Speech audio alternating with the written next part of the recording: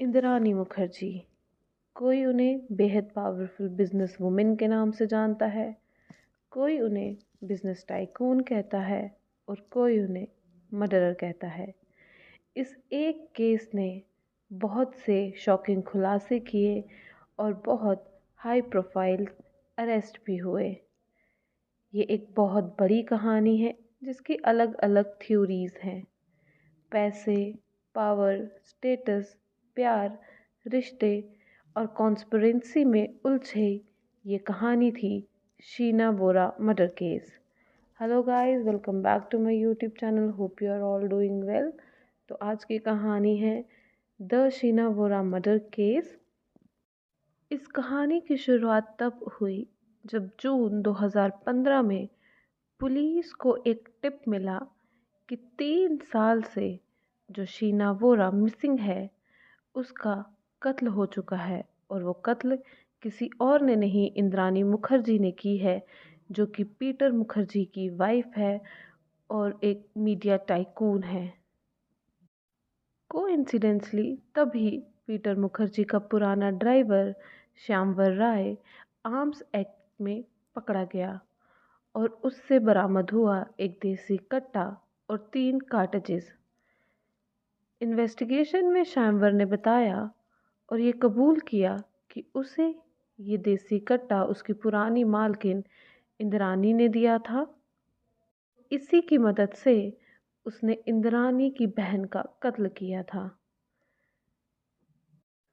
उसने कबूल किया कि 26 अप्रैल 2012 को उसने यानी श्यामवर राय, इंद्रानी मुखर्जी और एक आदमी ने मिलकर इंद्रानी मुखर्जी की बहन शीना बोरा का कत्ल किया था और लाश रायगढ़ के पैन इलाके के जंगल में दफन की थी। इंद्रानी मुखर्जी एक बहुत बड़ा नाम था, एक पावरफुल नाम था, और इतना हाई प्रोफाइल अरेस्ट करने के लिए पुलिस को और भी एविडेंसेस चाहिए थे। जब पुलिस ने उनकी कॉल डिटेल्स खंगाली, फ़ोन लोकेशंस खंगाली, तो पुलिस को पता चला शीना, इंद्रानी और ड्राइवर राय की लोकेशन वही रायगढ़ के जंगल ही थे। और जब पुलिस ड्राइवर के बताई हुई जगह पर जाती है तो वहाँ से पुलिस को लाश की कुछ हड्डियाँ भी बरामद होती हैं, जबकि लाश 3 सालों में पूरी तरह से सड़ चुकी थी।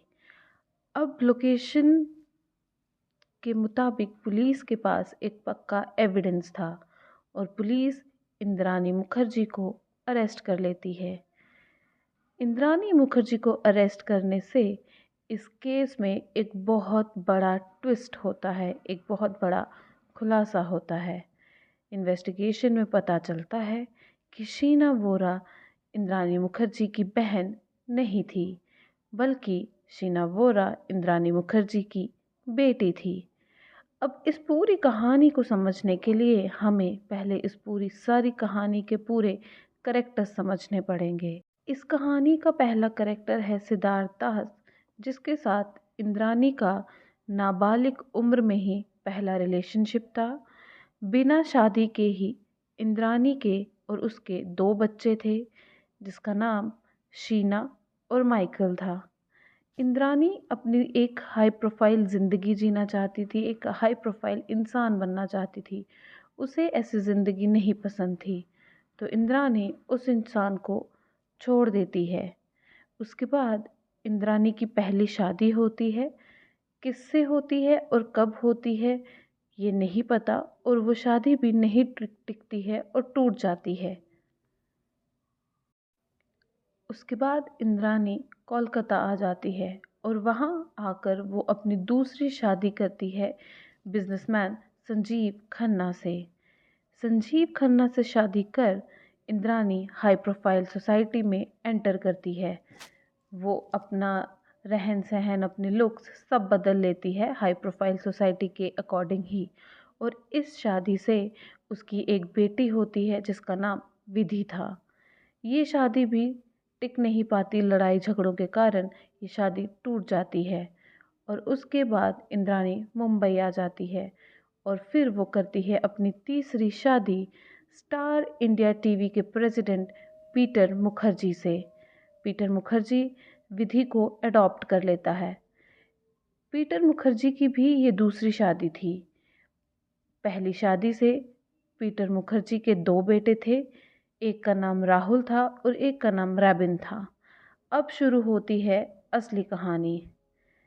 पीटर मुखर्जी के साथ शादी करने से इंद्रानी बहुत सक्सेसफुल हो जाती है। स्टार इंडिया के बाद में वो लोग एक आईएनएक्स मीडिया फर्म शुरू करते हैं और ये फर्म बेहद सक्सेसफुल थी। ये फर्म के साथ इंद्रानी की ज़िंदगी में बहुत सक्सेस आती है। इंद्रानी एक जाना माना नाम बन जाती है, एक बिजनेस टाइकून बन जाते हैं। सब कुछ बहुत अच्छे से चल रहा था। इंद्रानी अपनी सोची हुई ज़िंदगी जी रही थी, लेकिन तभी उसका अतीत उसके सामने आ जाता है। उसके 2 बच्चे शीना और माइकल मुंबई आते हैं और उससे पैसों की मांग करते हैं। इंद्रानी उन्हें पैसे देने के लिए मान जाती है, उनकी मदद करने के लिए मान जाती है, लेकिन बदले में उसकी कुछ शर्तें थीं। उसकी ये शर्त थी कि वो किसी को नहीं बताएंगे कि इंद्रानी उनकी माँ है, बल्कि वो ये कहेंगे कि इंद्रानी उनकी बहन है और उसके परिवार से दूर रहेंगे। वैसा ही होता है। माइकल को इंद्रानी बेंगलोर भेज देती है और शीना को मुंबई में ही कॉलेज में एडमिशन दिलाया जाता है। और तभी इस कहानी के लास्ट कैरेक्टर की एंट्री होती है, यानी राहुल मुखर्जी की। राहुल इंद्रानी के घर आया जाया करता था और वहीं उसे शीना भी मिलती। दोनों में दोस्ती बढ़ी और ये दोस्ती प्यार में बदल गई। राहुल को ये नहीं मालूम था कि शीना उसकी स्टेप सिस्टर है, उसकी सौतेली बहन है। दोनों शादी करना चाहते थे। दोनों के रिश्ते की भनक इंद्रानी को भी लगती है और इंद्रानी दोनों की शादी के खिलाफ थी। इंद्रानी को ये लगता था कि अगर दोनों की शादी हो गई, पहली बात तो ये दोनों भाई बहन हैं, और दूसरी बात कि अगर इनकी शादी हुई तो इंद्रानी का सारा सच सामने आ जाएगा और पीटर मुखर्जी से उसकी शादी भी टूट सकती है और पीटर मुखर्जी से मिलने वाली उस जो प्रॉपर्टी है वो भी उसके हाथ से चली जाएगी। और उसे ये भी लगता था कि अगर शीना बहू बनकर इस घर में आ गई तो उसका दबदबा इस घर में कम हो जाएगा। अपने पावर और स्टेटस को कायम रखने के लिए इंद्रानी शीना को जान से मारने की सोचती है और इस काम में वो मदद लेती है अपने एक्स हस्बैंड संजीव खन्ना की। वो संजीव खन्ना को मुंबई बुलाती है और वादा करती है कि पीटर मुखर्जी से मिलने वाली प्रॉपर्टी को वो विधि के नाम करेगी। और संजीव खन्ना को लगता है कि अगर विधि के नाम प्रॉपर्टी हुई, यानी विधि उसकी बेटी है, तो प्रॉपर्टी का कुछ हिस्सा उसे भी मिलेगा। और पैसों का लालच देकर इंद्रानी अपने वफादार और पुराने ड्राइवर को भी इस प्लान में शामिल करती है। 12 अप्रैल 2012 को इंद्रानी शीना को नेशनल कॉलेज के बाहर बुलाती है। राहुल ही उसे वहां ड्रॉप करके जाता है, पर राहुल को ये नहीं पता था कि ये उसकी और शीना की आखिरी मुलाकात है। शीना गाड़ी में बैठती है और गाड़ी में बैठते ही इंद्रानी उसे पानी ऑफर करती है। उस पानी में बेहोशी की दवाई थी। पानी पीते ही शीना बेहोश हो जाती है। एक सुनसान एरिया में गाड़ी लेकर राय, जो कि ड्राइवर था, वो शीना के पैर जोर से बांध देता है और इंद्रानी उसका गला दबाने लगती है। शीना बहुत छटपटाती है, खुद की मदद करने की कोशिश करती है, पर वो नहीं कर पाती और वो अपना दम तोड़ देती है। इंद्रानी को इस बात की भिनक थी कि अगर दिन दिहाड़े ही वो लाश को ठिकाने लगाएंगे तो वो कहीं पकड़े ना जाएं, तो वो रात होने का इंतज़ार करती है। वो लाश को अपने घर ले जाती है और गाड़ी में ही रहने देती है। वो लोग रात को निकलते हैं और रायगढ़ के जंगलों में जाकर जलाकर लाश को दफना देते हैं। ये एक प्लान्ड मर्डर था। अब इंद्रानी को ये पता था कि शीना के मिसिंग हो जाने पर लोग ये सवाल पूछेंगे, सवाल उठाएंगे, तो वो शीना के ही फ़ोन से राहुल को मैसेज कर दी है कि वो उसे छोड़कर जा रही है और उसे आगे अब राहुल से कोई रिश्ता नहीं रखना। वो बाकी रिलेटिव्स को भी मैसेज करती है कि शीना यूएसए जा रही है, शीना के ही फ़ोन से। राहुल को ये बात कुछ हजम नहीं होती और उसे इंद्रानी पर शक भी था। राहुल ने बहुत कोशिश की, पुलिस के पास भी गया, पर किसी ने उसकी मदद नहीं की। और जब राहुल को किसी तरफ से कोई भी मदद नहीं मिली तो वो भी भूलने लगा। पूरी कहानी सामने जब आई तो इंद्रानी, संजीव और ड्राइवर की अरेस्ट हुई। ये तो एक बहुत कॉमन वर्जन है इस पूरी कहानी का, पर इस कहानी में बहुत सारे कॉम्प्लिकेशंस थे, बहुत सारे वर्जन्स थे, अपनी अपनी थ्योरीज थी।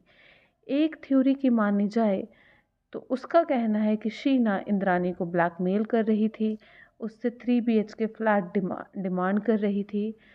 और जो शीना ने राहुल के साथ रिलेशनशिप बनाया था वो भी एक प्लान था ताकि वो इंद्रानी से बदला ले सके। और कुछ सोर्सेस का ये भी मानना है कि शीना उस टाइम प्रेग्नेंट थी।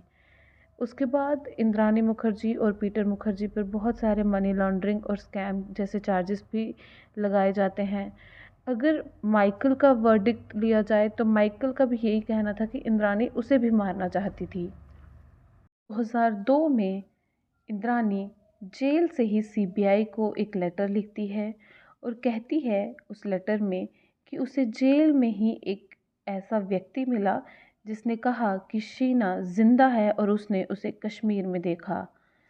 कुछ महीनों पहले भी ये क्लेम वो दोबारा से करती है और कहती है कि एक लॉयर ने शीना को गुवाहाटी एयरपोर्ट पर देखा था जहां उसके ग्रैंड पेरेंट्स का घर है।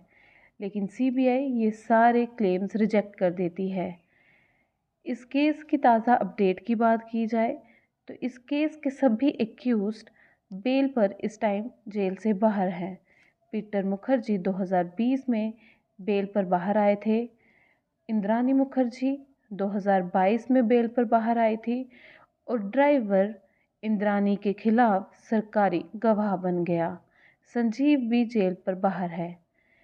इंद्रानी शुरू से इस केस में यही कहती आई है कि वो बेकसूर है, उसने कुछ नहीं किया और उसने शीना को नहीं मारा। और ताज़ा अपडेट में इंद्रानी के लॉयर का भी ये कहना है कि जो बॉडी के कुछ हड्डियाँ, कुछ जली हुई और कुछ दफनाई हुई रायगढ़ के जंगलों में मिली थी, वो दोनों हड्डियाँ के पीसेस आपस में मैच ही नहीं करते। तो बहुत सारी कहानियाँ, रहस्य, थ्योरीज़ हैं इस केस को लेकर, पर इस केस का सच 10 साल बाद भी राज ही है। अगर आपको हमारी ये वीडियो अच्छी लगी हो तो लाइक करिए, अपने फैमिली एंड फ्रेंड्स के साथ शेयर भी करिए और हमारे चैनल को सब्सक्राइब करना ना भूलें। कल फिर मिलेंगे एक नई कहानी के साथ। Thank you very much.